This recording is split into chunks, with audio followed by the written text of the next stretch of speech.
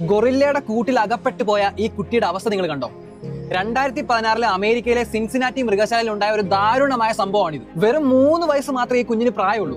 ഈ മൃഗശാലയിലെ protection barrier ഉണ്ടല്ലോ, അതിന് മുകളിലൂടെ അബദ്ധം പറ്റിയത് കയറിയ സമയത്ത് കാല് സ്ലിപ്പായിട്ട് ഈ ഗൊറില്ല കൂട്ടിൽ വീഴുക. ഇത് വീണ സമയത്ത് സൂ കീപ്പേഴ്സ് ഇത് കാണുന്നുണ്ട്. അപ്പൊ തന്നെ ആ ഗൊറില്ലകളെ അവർ അകത്തേക്ക് കയറ്റാൻ ശ്രമിക്കുന്നുണ്ടെങ്കിലും 17 വയസ്സ് പ്രായമുള്ള ഹാരംബെ എന്ന് പറഞ്ഞ ഒരു ഗൊറില്ല ഈ കുഞ്ഞിനെ കാണുകയും അതിനടുത്തേക്ക് പാഞ്ഞടിക്കുകയും ചെയ്യുകയാണ്. കൊരങ്ങന്റെ കയ്യിൽ മാല കിട്ടി എന്ത് ചെയ്യും? അങ്ങൊരു ചൊല്ലും നമുക്കുണ്ടല്ലേ. അപ്പം ഗൊറില്ലയുടെ കയ്യിൽ കുഞ്ഞിനെ കിട്ടിയ എന്താ അവസ്ഥ?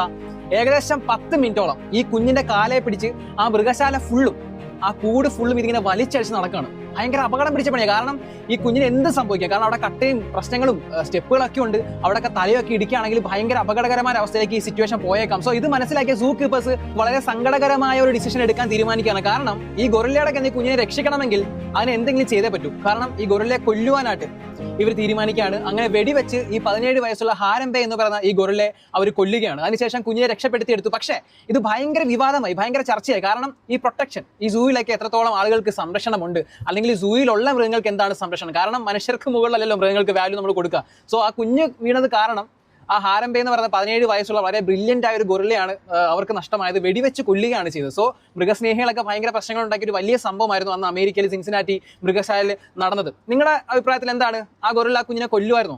അത് മനഃപൂർവ്വം കൊല്ലില്ലെങ്കിലും അബദ്ധത്തിൽ അത് ആ കുഞ്ഞിന് അപകടം സംഭവിക്കാൻ സാധ്യത ഉണ്ടായിരുന്നു. അത് നമുക്ക് കാണുമ്പോൾ പറയാം. കാരണം അത്രത്തോളം വയലന്റ് ആയിട്ട് വലിച്ചേഷൊക്കെ നടക്കുമ്പോൾ എവിടെയെങ്കിലും തലയൊക്കെ ഇടിക്കുകയാണെങ്കിൽ തീർച്ചയായിട്ടും അതിന്റെ ജീവൻ അപകടമാണ്.